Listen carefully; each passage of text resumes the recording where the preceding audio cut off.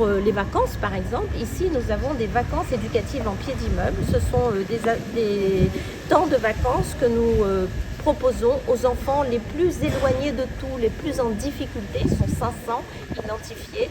Nous leur payons le matin des devoirs de vacances avec des carnets de devoirs de vacances. Ils mangent et l'après-midi, ils ont de la culture ou du sport Tout ça pour 10 €, une participation de 10 € de leurs parents sur 15 jours.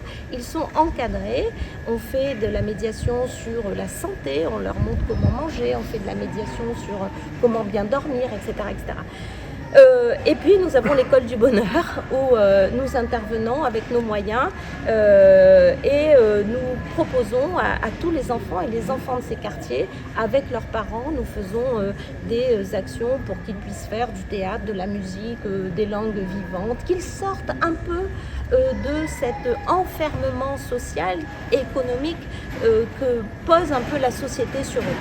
Voilà, c'est un tout, et puis ça apprend aussi de vivre ensemble. Il y a la prévention, il y a le travail un peu de fond qui n'est pas visible, il y a le travail de sanction, il y a le travail de la punition avec la justice, et il y a le travail que nous faisons, et là c'est les bailleurs sociaux, et c'est par exemple la SIDR là, que nous voyons régulièrement avec l'élu de secteur, avec Madame Anila, que nous voyons régulièrement par exemple sur le MOFIA, pour que nous puissions dire, ben voilà, il faut améliorer l'environnement, il faut améliorer les conditions de vie pour que tout ça fonctionne, parce que si tout ça n'est pas dans une cohérence globale, alors ça ne fonctionne pas.